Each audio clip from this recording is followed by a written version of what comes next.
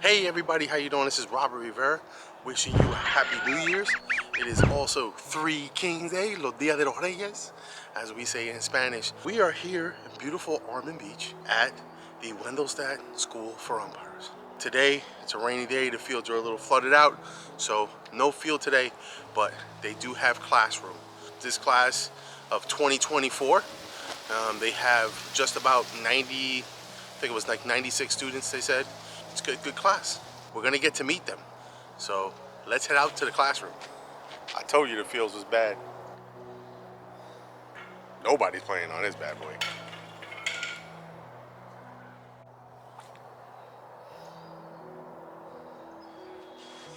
Hey!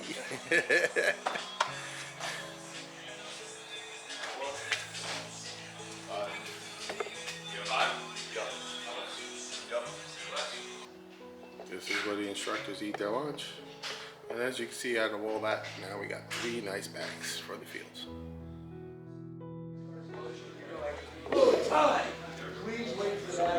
So now we're in the classroom setting. Everybody right now is on break, everybody's studying. This is what they do in between the classes. Right now, those fields, it's a good day to be a duck. There's a couple ponds out there, you have a great time. But right now we're gonna go around, maybe get to talk to some people, see what's going on. All right, let's go. We're here with Nick, one of the students. So tell me, Nick, what's been going on? How do you like the school? I love it. You know, getting to learn from major league umpires, getting to learn from some umpires in minor leagues. So I mean, only 1 week into it. I mean, what is one of the? Have you had an aha moment? One of those moments you're like, oh, that makes so much sense now. I believe it was like getting into the stance, like. You have to stay down for a ball, because if you come up and say ball, people are going to think, well, that he changed his mind halfway through. I said no meaning yes. No meaning yes? Right. Yeah, so you have to give them the ball down, back out, stand up on the strike, give them a nice little hammer, and make it known that, hey, this is a ball, this is a strike, there's no second guessing, third guessing, fifth guessing. And be loud. Be so loud that the neighbors have to call the cops on you. Okay. So where are you from? I'm from Pepperell, Massachusetts, just outside of, about an hour outside. Okay, how you like the weather out here? Oh, I love it. We're expecting a foot of snow. So listen, if you come to umpire school, worst comes to worst, you're just getting away from snow. All right, well, thanks for being on. I appreciate it. Thank you. All right. Who's on stuck to someone's hand. What base do you want to talk about? Who's on first? That's me. Look at that. I got recognized. You like the school? Oh, yes. Okay. All right. Well, thank you. Thank you. Tim Higgins, Kearney, Nebraska. All right. How'd you like the video? Oh, I watched it several times and All right. Really got me. What do you think? Did I lie on anything over there? No, no. The hotel, on the other hand. I believe they changed hotels this year. Yeah, we did. We're here to learn how to be a better umpire. How to be a better umpire. All right. So any aha moments yet? I know you're the first week. It's a lot of repetition and memorization, and a couple times when he says the ball's hit the second baseman, I start running to the second baseman. I'm going to the wrong place. It does happen, but this is where we make our mistakes, right here. Absolutely. So that way we can be better umpires. We got a lot to learn. All right. Yeah, I watched your video and a ton of information about everything. Yeah, and I didn't tell no lies in there. No pull, no punches. All right. I enjoyed it. All right, thank you. Yeah, I did. They grabbed it. We had a huge shit show that way. I was in here in 2003, and when I came out of here, the Infield Fly Rule, you'll learn that bad boy by heart. It's wonderful. Okay? Yeah, it's wonderful. It's a wonderful rule. Okay, I guess I'll interview myself. So then, I came out of school and I was telling my wife, he's out, they're out, safe, all kind of infield fly, this, that. I was driving her crazy for the first 6 months out of school. To the point where one night I turned around and I said, oh, honey, and she said, get away from me. And I said, honey, she said, leave me alone. I said, if you can recite the infield fly rule, I'll leave you alone. She goes, the infield fly is a fair batted ball that can't be caught by an infielder, outfielder, and the infield. Runners at first, second, and third. Can't be not bunt or a line drive for the purpose of this rule. Like, shut up and go to sleep. And I was like, damn. I said, all you had to say was no. Well, what's your name? Where you from? My name is Dana Cruz. I am from Edinburgh, Texas. Edinburgh, Texas. All right. Dana, this is the Fun Bunch. If nobody knows, we're going to dub them the Fun Bunch here in 2024. All right. So why are you here? What are you doing here in umpire school? I came to learn. I came to experience what it would be like getting close to, as professional as I can be. So I'm here for the experience and the education. Okay. So you're getting all this education, you're getting all this experience, and you're going to go back to Texas and do what? Put it all into practice. Put it all into practice? Use it in the plays, use it for everything that I come across. Okay. Because it's a lot of information, but a lot of it makes sense now. So they give some situations, and I'm like, oh, I've had that, or I've seen that happen. Now it makes sense. Now it makes sense. Yeah. And you're only in week 1. Yes. Day 4, right? Day 5. It's only week 1. So imagine what's going to happen in the second and third week. It's going to get harder. Yeah. And be prepared for it. But I think you can do it. I think Thank you. I think you got it. Looking forward to it. All right. Anybody want to send a shout out to? Everybody in Texas, miss you, love you. Okay. If somebody came up to you and said, hey, I want to go to Wendelstedt, what would you tell them? Absolutely. Hands Do it. down. Do it. All right. I feel very taken care of. I feel very welcomed. Very, very, very gracious people. Very funny people to be around. I feel very welcome here, so I really recommend it. Now I have another question. You want to be an umpire. I do. One of the most vilified officials, scrutinized, questioned officials. I'm ready for it. I'm ready for it because at the end of the day, if you know your stuff and you know your stuff, you just gotta be confident in yourself. I mean, you're gonna get yelled at, you're gonna get called names, but at the end of the day, you're the one that's taking care of. You're the middleman in between the two teams, and that's your sole purpose. And as long as you know your stuff, I don't think it should matter whether you're a man or a woman. You just got to be confident in your abilities and your education. So I'm ready for it. Yeah. Right. So what do they call a baseball game without an umpire? Not a game. Practice. It's not a game. Alrighty.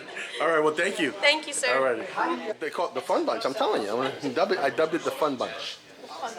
The Fun Bunch. But this is good. This is what you want. I think we have like about an hour left to go too, so. On a baseball field, something like that, yeah. Say, Sheehy, Short, Smith, Sontag, St. George. All right. So here we are with Zach Tate.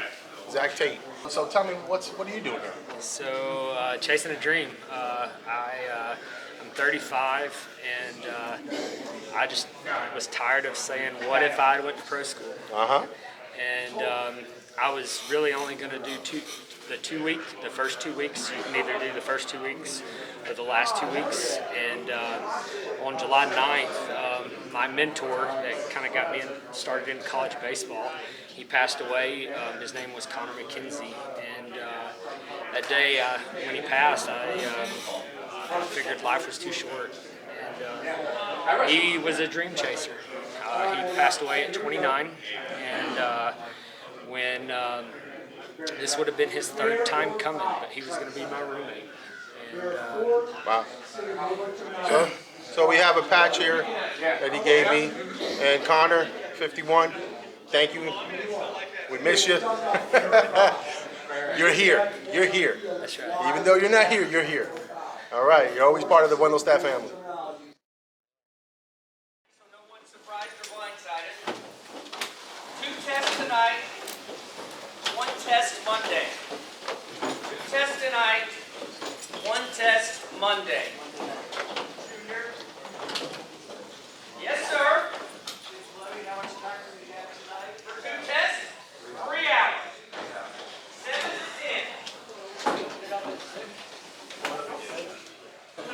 10. All right. So we got Chris. Chris Weisenbaker, Okay. And where are you from? Lake Charles, Louisiana. Okay. And I've been wanting to come do this my entire life, and then I'm actually retired now, and I wanted to come, but I was always afraid I'm too old or whatever. I started watching these videos. I saw people. What video? My video? Yeah. You saw my, look at I told you pay attention. And I saw people here like 70, 72 or whatever. I said, I'm gonna do it. Yeah. So, and I've watched the videos knowing I was coming when I got registered and everything to try to get. They give you some pointers? Yeah, to like what's gonna go on, right, and how the day's gonna go and stuff like Have that. I lied yet? Not yet, not yet. And you're like class of 2003. Yes, sir. I remember that. I'm watching. 2003. All right. Well, thank you. Thank you for being on. I appreciate it very much. Thank you for what nice you do. Meeting you. Thank you. Nice meeting you. Dude. All right. That we're going to cut our distance down is if he comes all the way back to the grass dirt line and we're 10 feet behind him, the play might happen too fast at first base for us to be able to get in as the base umpire and take that play at first base. So always try to keep 8 to 10 feet distance from the first baseman. No runners on base, and we have a base hit into the outfield. Our responsibility as the base umpire is to move as quickly as possible while under control into the middle of the infield. And with left field, you can still have a back play at first base, but because the ball is so far away, it's in left field, that likelihood decreases. So, if I have... All right, so right now, the students are in the classroom. They'll be giving them instructions. A lot of things they're going over, a lot of questions and answers, and they're giving them the groundwork. Soon, week 2, they'll be doing field, getting in positions and stuff. And this is the classroom. It's about half a mile from the field, maybe, not even. But they're in there, they'll be taking tests, they'll be giving instructions, going over plays, how to go. There is classroom work here at Umpire School. We never want to watch the flight of the ball over to first base as the base umpire. We talked about the plate umpire has the responsibility of watching the entire flight over to first base. Guy, the myth, the legend, the GOAT. I'm not too sure the about that. mechanically sound Ed Hickox on the show. We heard some news. What's the news? Yeah, the news is that after 28 seasons in the major leagues, I hung it up and retired and fixing to turn my next chapter in life and start to enjoy things. All right. So, yeah. I mean, so what's after umpiring? All these years, all these places you've been, all these cities, all these teams. What's in the future for you? Well, you know, you really deprive your family so much when you're traveling on this road. My wife was basically a single mom for years and years during the summer. So we just bought an RV, so we're going to travel around the country in the RV and do a lot of cruising and just enjoy ourselves and just grow old with my wife. Right. I mean, so now you're here. Coming back to school, it gives you a little vigor, a little regeneration, just a little bit. You know it does, and this is my 40th year at this umpire school, and I truly do it because I just truly enjoy it. I mean, I love coming out and training umpires. I love the staff, so it really motivates me to come out here, and I want to continue to do it as long as I can. Okay, so you thinking next year maybe you'll be back? Oh yeah. You keep on coming back as long as you can do it. Keep on coming back. I'm very fortunate to be able to live 5 or 6 miles away from here. Okay. So I don't have to deprive my family, leaving them. I come here as a normal day's work and go home with my family. So I'll be here as long as the Windelstats will have me here. Right. So I mean, so we got a pretty decent class. We got over 90 students this year. We got 3 students from Japan. Yes. Yeah. Right. Yeah. Real good class. You know, it's. We're in early stages, you know, only day number 3, but they look very promising. Yeah, that's good. All right. Well, thank you for being no, on. Congratulations. Appreciate you having me. And absolutely, we wish you the best of luck. Many health, many good more days. That's it. Get in that RV and go see more. I don't know what else you have seen. Well, you know what? I want to actually go to places that baseball never has taken me. Wyoming, Montana, North Dakota, South Dakota. So yeah, we have a whole itinerary planned. All right. Thanks. Sounds good. Thank you. See you. All right. Go ahead and start out. First question, go ahead.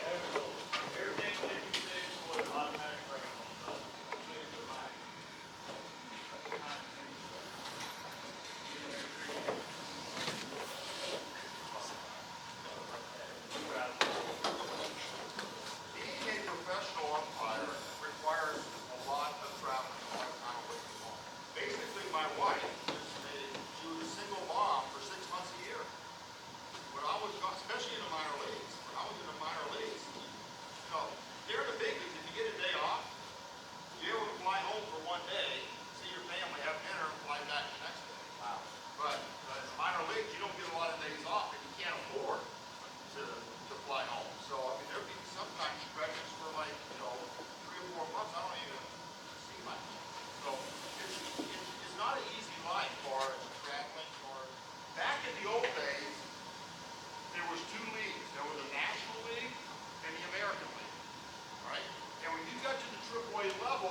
if one of the leagues, because there were two separate leagues, if one of them liked you, they bought your option, so the other league can't touch it.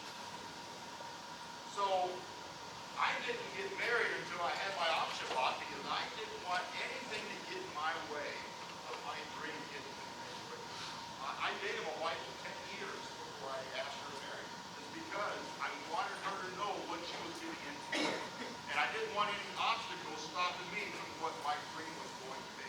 Because back in those days, two separate leagues, once you were in one league, you couldn't go to the other league. And in the American League in the early 90s, there was a lot of young staff. So I had to wait 10 years going up and down as a minor league umpire to the big league level. I worked like 1,000 games in 10 years at the major league level before I was hired full time. Where there was guys in the National League that had expansion of the Rockies, and then Milwaukee went to the National League. So when they added teams, they got to add umpires. So a lot of umpires that was behind me in seniority made it to the big leagues before me. So it's just a timing thing. We don't have to worry about that now because in 2000 they combined both of the leagues. So 1990 to 1999 I was just an American League umpire, just working in American League. And then in 2000 they combined the leagues, so now we're all big league umpires, which is a big advantage for us because now we can go to Chicago and stay in a hotel for a week. 4 games at the Cubs, 3 games at the White Sox. Same thing in New York, same thing in LA. So that gives us the opportunity to bring our family in and stay for a week in one place without having to move once every 3 days. So it was a big advantage for us. And also, it gave us an advantage of seeing all the teams. So when you see all the teams in the league, you see less of each team. So there's less confrontation and problems that moves up. So it was a good thing, and it also took out the waiting period for umpires. The next guy who was ready and should be able to get it didn't have to wait in that particular league to get it over. So it's been a good thing since the umpires combined. Let me tell you, Major League Baseball does a fantastic job of making our job as easy as they can by giving us good accommodations and good resources for travel. Are you discouraged from like making friendships with players and or managers, owners of the team? And then also maybe what about social media presence? Yeah. Personally, I don't, listen, I just small talk to guys. If they talk to me, I'll talk to them. I'm not one to go up to a player and try to be friends with them. We all work together. It's just like maybe you guys going into a workplace. You do what you do at your workplace with people that's working with you, but at the end of the game, you're not going to invite them to your house. So it's the same thing. Listen, we are impartial. We don't care. One of the most common things that was asked me, who's your favorite team? My favorite team is my umpire team. That's right. That's the only team favorite that I have. I could care less who wins or loses.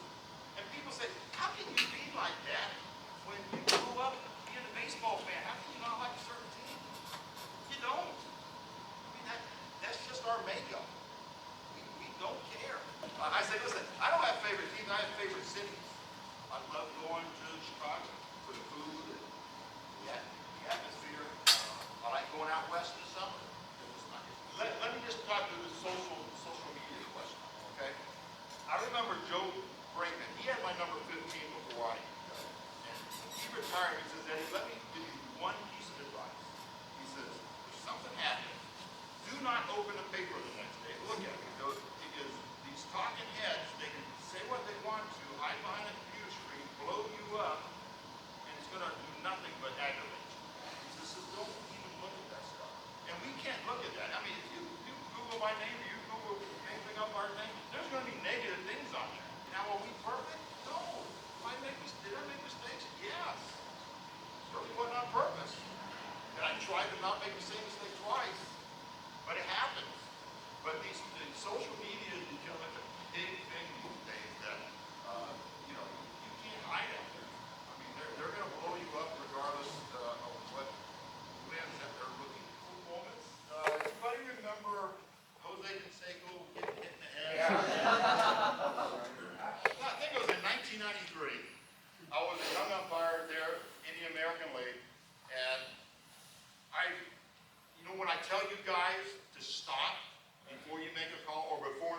about to happen?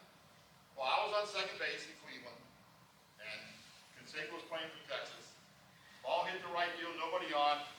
I get out there like a bat out of hell.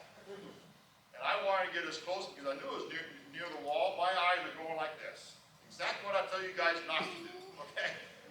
And I see it hit something, and I don't know what it hit. I had no idea.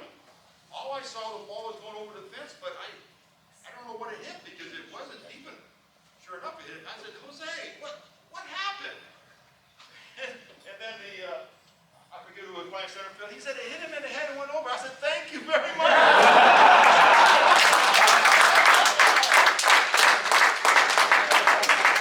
Appreciate your help. That's where timing comes in good. I had great timing on that. Ron Gill, I'm curious if you know the total tally of how many ejections you have, and if there are any noteworthy that you remember. I don't know. You can actually go to retroshoot.org and know what it actually comes. But yeah, I haven't checked that. Memorable ones, Terry Collins, who used to be the manager for the Mets. He was a manager for the Angels early on, and his team, they weren't very good at all. Say it nicely. But there was a catch, no catch out in the outfield. I said, no catch. He comes out arguing. He says, Eddie, don't you dare laugh, but I can't stand this out here. I gotta look at every night. They can't catch the ball, they can't do this, they can't, and he's throwing his arms up, and it's hard for me not to start laughing. And he told me, he said, you start to smirk, don't smirk, you're going to my ass throw me the I can't see it. So of course I accommodated him, and those are good. When you were a young umpire, what's some of the best advice that somebody gave you that just has stuck with you your whole career? You know what? Don't let the highs get too high. I can go out in the field, and as soon as I say, man, I haven't had an argument in 3 weeks. I'm kind of going, complete house that night, okay? So as soon as you think that you've got it figured out, as soon as you think you're pretty good at what you do, you'll get humbled very, very fast. So don't let the highs get too high and the lows get too low, because the lows are low sometimes. You know, it's not any fun. You just got to gut through it. They see an umpire out there hanging his head, and it could affect his next call. They're going to be on you because they're going to want the call to go their way. Where were you on 9/11, and what was it like those days afterwards? We could be here probably for another 50 hours telling you my story in baseball, but I'll tell you here in a clip note. To answer that question, I was at home. All right.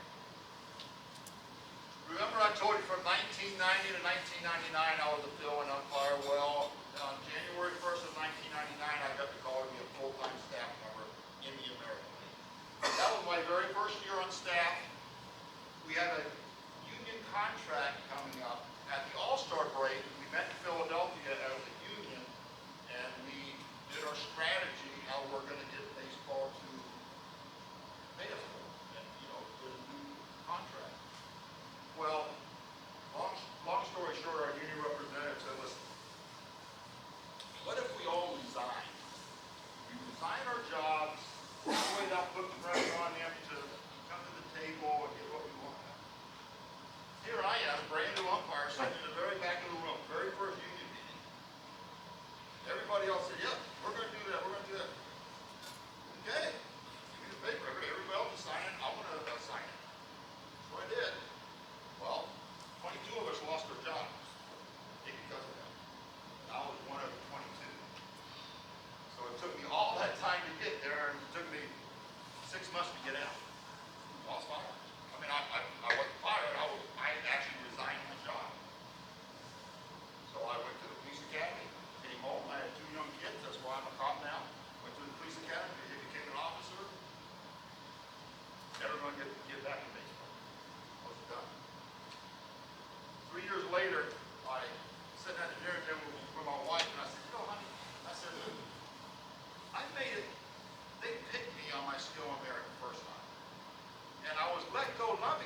skill in there, it was because I resigned my job. Nothing to do with my work.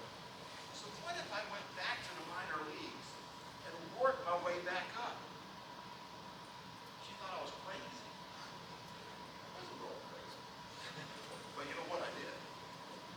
I went back at age 18, when I first got this job in 1983, I spent 6 days in rookie ball before I was promoted to the long A level. At age 40, I spent the entire season in rookie ball, working myself back to the big league. So not only did I make it once to the big leagues, I made it twice to the big leagues. So that's a long story short. In 2001, I was at home, the Hickox. When somebody's in replay, Major League umpires are in replay. All right? There's 30 cities in the league, so they treat replay as a 31st city.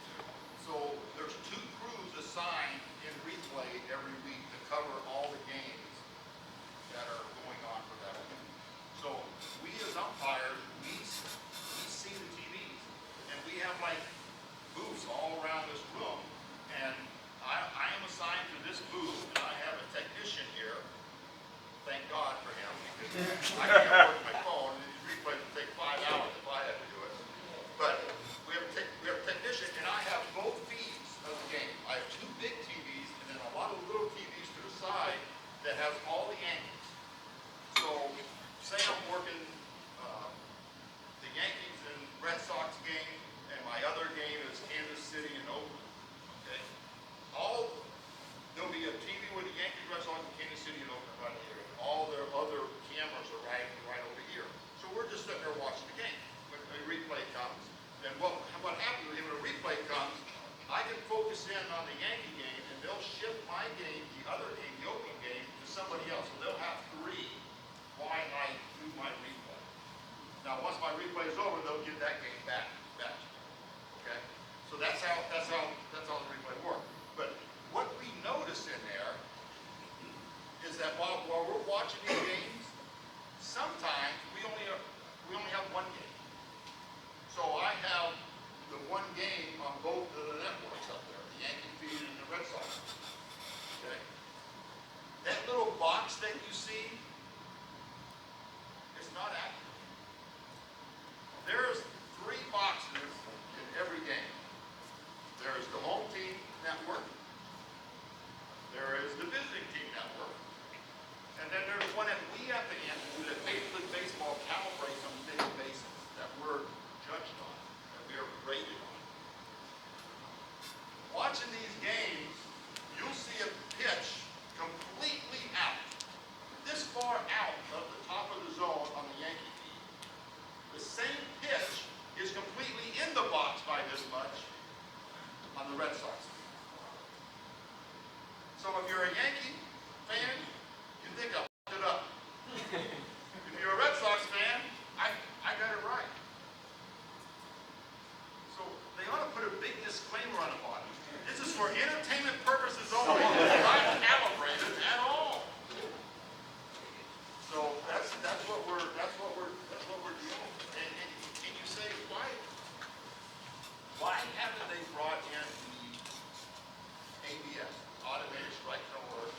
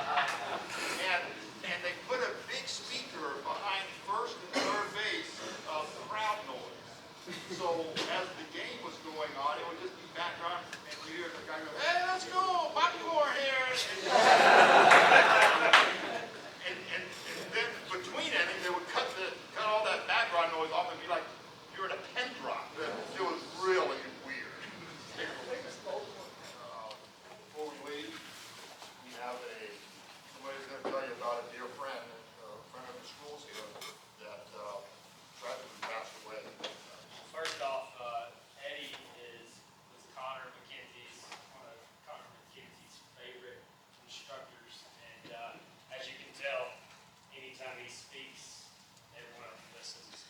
It's amazing. So he just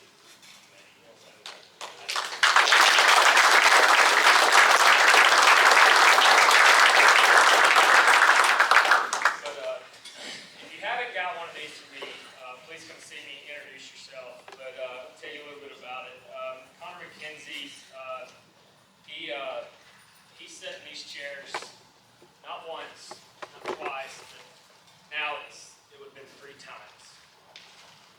And now we're on, day 3 of being on the fields. And 2 days, I was like, what the hell am I doing here? This is hard as hell, and why? Why would you do this more than once? Until I watched a crew just pick up at each other. You know, watching somebody struggle taking off their mask and then getting it right, and then we just explode of excitement on your partner. And I think when I saw that, I realized why Connor McKenzie would come here more than once. Because you don't realize what this does for an umpire until you get to experience. And no matter what level you're chasing, you chase it till you get there. You let them tell you no. Guys, this guy right here, he told me the very first time I met him, he said, Zach, he said, you lack one thing that I don't have. This guy was 5'0" on platform shoes. But when he stepped on the field, he was 7 foot tall and he was bulletproof. He was a crew chief in the Northwoods League. And obviously, if you don't know about the Northwoods League, to get there, it was his passion. Right after this, the day after this, it starts. UPC is how you get there. And that was what he loved. He held the record for the most games called in the Northwoods League. It was like 300 and something games. And Connor, the first time he was here, dude, he was a party animal. Like, I feel like this is the best time to do this because obviously we're going on our off day, and the 20-something-year-old Connor, I guarantee he had parties in his room and everybody was there. The 29-year-old Connor, he got the opportunity this year to become a crew chief in the Northwoods. A month prior, when he made that phone call to me, he said, Zach, I'm changing. And I can't allow that change to change me if I don't change myself and make amends with the ones I've hurt. So he's calling me. So guys, I'm speaking to you with his hat on. His mom gave me his hat to wear here. It's the first time I pulled it out. The 29-year-old Connor knew what it took to get to that level. Guys, he was 5'2", as big around as he was tall. He started losing weight. He lost over 30 pounds trying to get here. Guys, through the rest of this time here, I want to see what we had yesterday. That same drive. And every time we do it, I want y'all to think of this guy. This guy right here on that field, I know he had that same energy. I want to be the best class they've ever had here in honoring him. Good.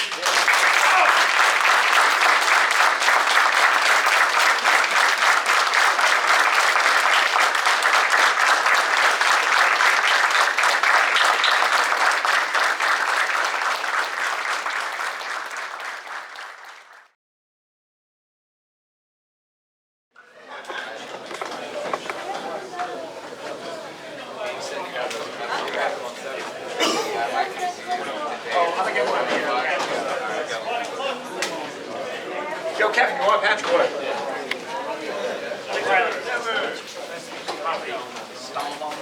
Yeah. Very much. No, you're fine. Which sent over? Around the sleeve, word on the Left, you right on your left, and if you want to, yeah, you can put them on your bags. Okay. Whatever. Cool. Thank you.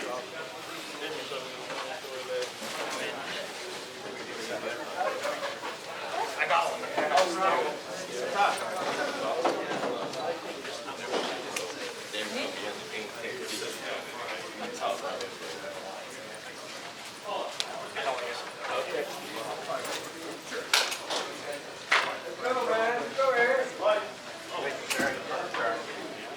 Was the gas started?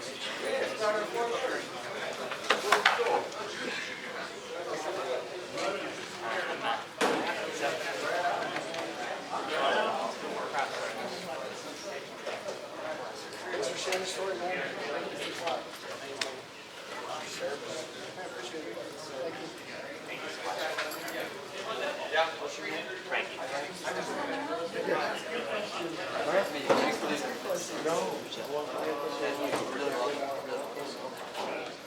Thanks, sir.